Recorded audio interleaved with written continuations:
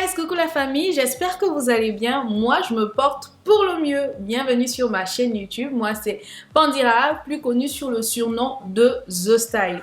On se retrouve aujourd'hui pour une story time. Si tu n'es pas encore abonné à ma chaîne, je t'invite à cliquer le bouton abonnement. Ensuite, je t'invite à cliquer sur la cloche de notification. Comme ça, tu seras au courant lorsque nous posterons du contenu. Donc, si les présentations sont faites, on se retrouve juste après le générique. Bisous là-bas.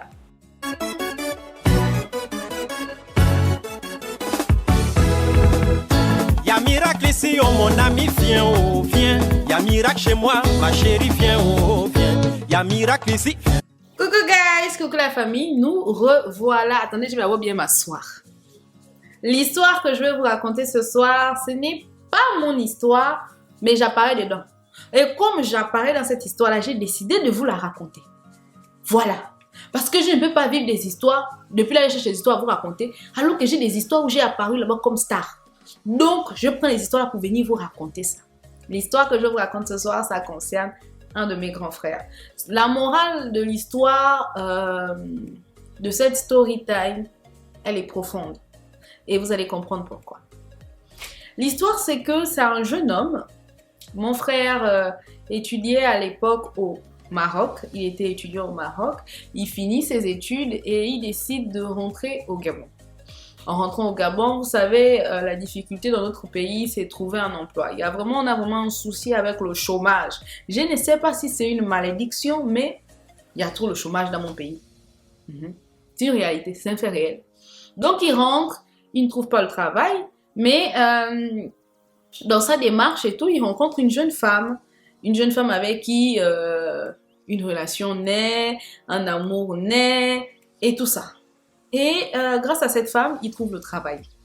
Mon frère trouve le travail et tout, tranquille. Il a sa vie professionnelle qui démarre. Après 1, 2, 3 ans, non, ils se sont mariés 2 ans après. Après la deuxième année, ils se marient. Ils ont un enfant. C'est vraiment la jolie petite famille. À cette époque, je suis encore au Gabon. Lors de leur mariage, je pense que j'ai encore vécu 1 an avant de partir et de quitter le Gabon.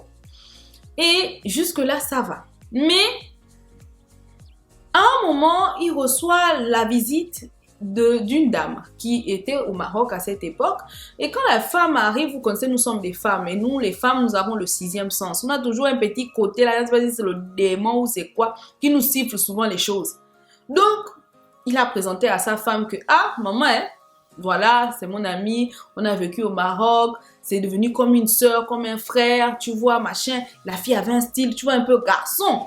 Donc, tu regardes comme ça, tu dis que bon, il n'y a pas de quoi avoir peur. Parce qu'on sait que les filles qui ont un petit style un peu garçon, on sait qu'elles sont de l'autre côté. Voilà, c'est l'alphabet. Voilà. Donc, ce n'est pas d'abord craintif, mais ils sont très très collés, ils font beaucoup de sorties ensemble, etc. La femme fait des petites scènes, mais le mari arrive à la rassurer, à la calmer et il lui donne des choses pour ne pas réfléchir, pour ne pas penser, pour ne pas se faire des idées en fait. Donc et tout, elle m'en parle, je dis que, ah maman, moi-même l'histoire là, je suis en train de regarder ça, yo. Je vois mon frère, je dis à mon frère que, ah, papa, l'histoire qu'on voit là, c'est bien ou c'est comment? Le frère me dit non, c'est ma soeur, etc., etc. Je dis, ok, si c'est ta soeur, tant mieux. Si c'est pas ta soeur, ou kebene, ou bande kene, oh. L'histoire se passe. Moi, je quitte le Gabon, je vais m'installer en France. Et je suis en France, je vis ma vie en France, etc., etc. J'ai laissé mon frère dans ses bails. Ma belle-sœur à cette époque commence à nouer d'amour pour cette fille. Vu que c'est la sœur de mon mari, bon, la sœur d'une autre mère de mon mari, j'arrête de faire la jalousie et je l'accepte dans notre vie. En fait, elle a ouvert son cœur et elle a fait rentrer la fille. Et elles ont commencé à être proches. La fille venait même passer les week-ends. Ça se coiffait, ça sortait entre garçons. Ça sortait aussi avec la fille, la belle-sœur, etc., etc. Et puis un week-end, il programme une sortie. Il programme un chill et tout. Ma belle-sœur dit qu'elle est très, très fatiguée. Elle ne peut pas sortir. Et tout ça. Ce soir-là même, on est en train de s'écrire sur Snap. Elle commentait. J'avais fait sortir une vidéo avec Jojo où je pense que je cassais la porte ou un truc comme ça. Et tout. Donc, on commentait sur Snap, on s'écrivait, ça va, oui, machin. On prenait les nouvelles, on se taquinait, là, voilà, on se donnait les nouvelles. Ça s'est très bien passé. Après, j'ai dit, bébé, moi, je vais dormir. Elle m'a dit, ok. Il faut savoir que moi, les gens que j'affectionne, je vais les appeler mon amour, je vais les appeler mon bébé. Ce qui fait que, enfin, tu fouilles mon téléphone, tu trouves mon amour. Tu penses que tu vas trouver amour que j'ai dit à un homme, mais tu vas trouver les femmes que je vais dire amour, tu vas trouver les femmes que j'ai dit bébé. C'est vraiment les gens que j'affectionne, que j'appelle comme ça. Je dis, ok, mon amour, bisous, bisous, ma belle, bisous. Ils ont grouvé, non? Ceux qui sont sortis. Ils ont grouvé. Ils ont grouvé, ils ont bu le vin, ils sont rentrés. Quand ils sont rentrés, la femme se réveille à une certaine heure et elle se dit qu'elle va aller voir un peu la maison. Elle arrive au couloir, elle entend des gémissements au salon.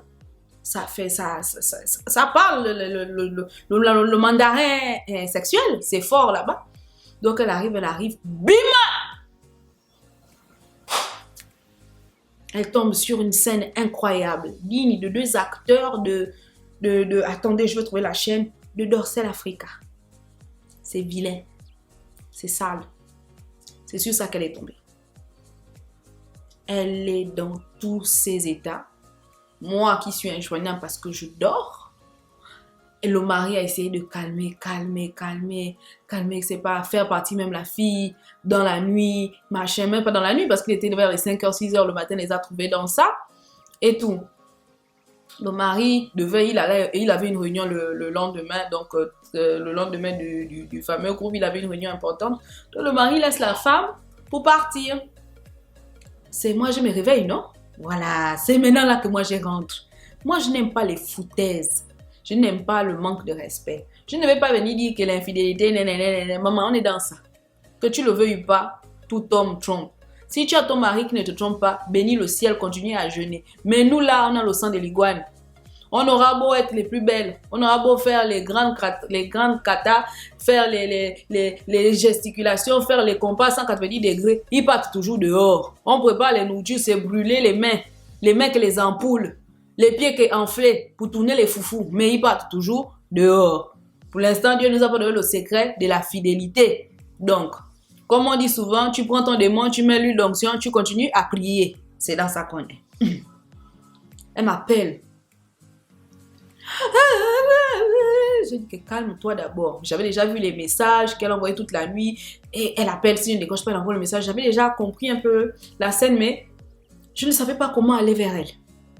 C'est quelque chose de... Tu sais, entendre que ton mari te trompe, c'est une chose.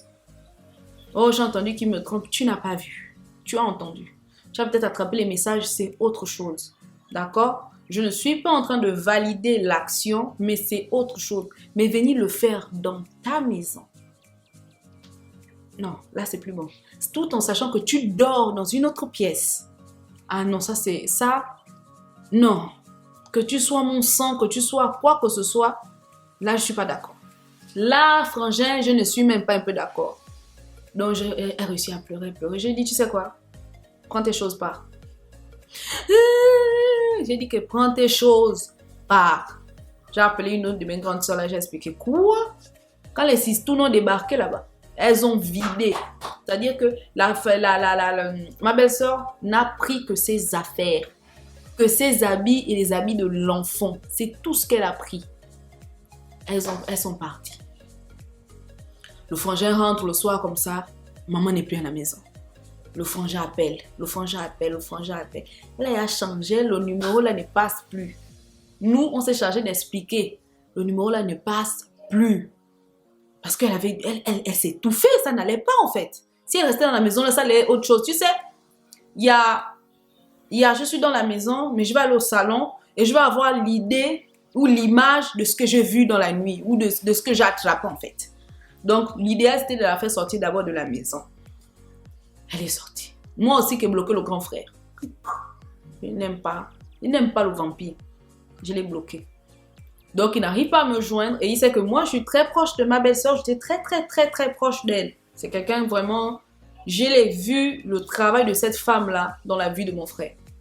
J'ai vu la lumière de cette femme-là s'étendre dans la vie de mon frère. J'ai vu cette femme-là qui nous a pris avec tellement de respect, tellement de douceur, tellement de de waouh. Pour une famille où les gens ont les yeux. Moi, je n'ai rien vu de bizarre sur la femme là.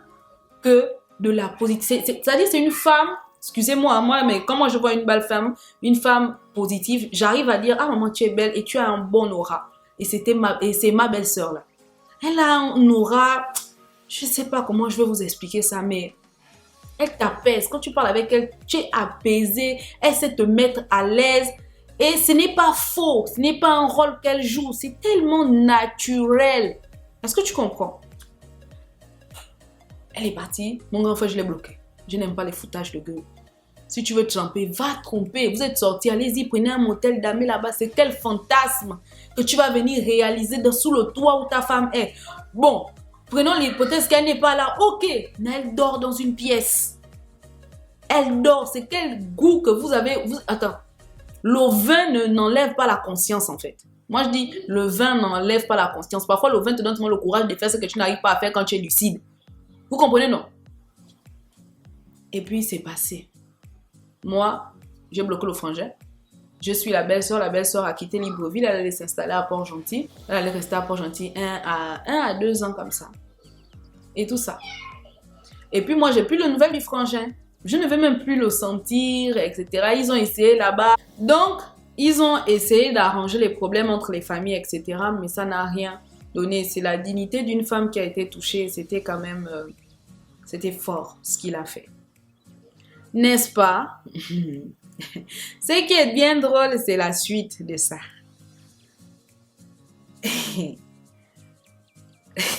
Attendez, moi j'ai ri. Ça fait 3-4 mois. Le frangin, on se rend compte qu'au boulot, il y a des trous. On ne sait pas où les trous là sont sortis, dans ses calculs ou dans ses quoi, je ne connais pas. On l'accuse de beaucoup de choses. N'est-ce pas, le frangin a perdu le travail. Bim, il perd le travail. N'est-ce pas, le frangin rentre dans une dépression. Bim. N'est-ce pas, la femme avec qui tu es venu souiller ta femme dans ta maison t'abandonne. Bim. Quoi, elle ne peut plus supporter. Elle ne peut pas supporter ce que l'autre supportait. Elle ne peut pas te supporter dans les périodes difficiles. Ah, d'accord. Donc, il rentre dans une dépression. Ça devient difficile. Il a perdu le travail. C'est vraiment compliqué. En fait, c'est comme si la lumière est partie et c'est les ténèbres qui sont restées. Et voilà quoi. Moi, je n'avais pas ces nouvelles. Un jour, une tante m'envoie la photo. Ma tante l'a croisée, si c'est où, elle m'envoie à pied. Je suis juste pour préciser qu'il a aussi perdu la voiture. Je ne sais pas ce qui s'est passé. Oui, il a dû vendre la voiture. Pourquoi? En tout cas, il est redevenu piéton à ce moment-là. Donc, ma tante m'envoie la photo de mon frère un jour. Et tout ça, que regarde ton frère, je l'ai croisé. Barbu, vilain, sale. Je dis que, hein? C'est une blague. Elle me dit, si, c'est ton frère. Voilà ce qu'il est devenu depuis que la femme est partie. Je dis que, ça va? Allez, oh! Moi de dire quoi?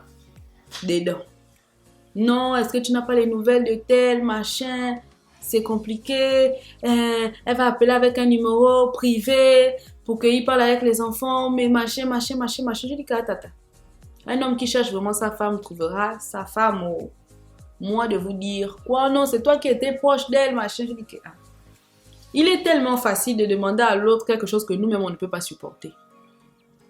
Moi, j'essaye de pas... en tant que belle-sœur, hein, j'essaye d'être une bonne belle-sœur parce que je sais qu'un jour, je vais aller en mariage. Ce que je ne peux pas supporter, je ne vais pas accepter qu'on le fasse à ma belle-sœur. C'est ma logique, c'est ma façon de voir, en fait. Mais je dois vous dire que ça m'avait piqué le cœur devant mon frère comme ça. Ça m'avait vraiment fait mal. Je pense que quand j'ai bloqué, même quand j'ai raccroché avec ma tante, je me suis mise à pleurer. À quel moment, qu'est-ce qu'on a loupé? Qu'est-ce qui n'a pas marché, frère? Qu'est-ce qui n'a pas marché? Je parle avec ma belle-sœur et tout ça. Elle est focus, elle a repris sa vie. Pas repris, mais c'est l'homme avec qui tu étais mariée, mais elle a réussi à se guérir. Et voilà. Ça faisait quand même 2 ans qu'elle était partie et tout ça.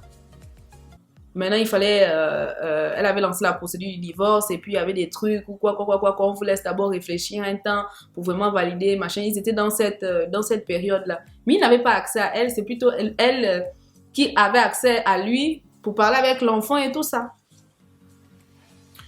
Et tout. Donc, je commence à parler avec ma belle-sœur. On fait tous les erreurs. Franchement, j'ai lutté. Je n'ai jamais autant saoulé quelqu'un comme ça à cause de mon frère. J'ai appelé mon frère, je lui ai dit, c'est qu'il fait la soirée pour toi. Mais c'est pour l'enfant.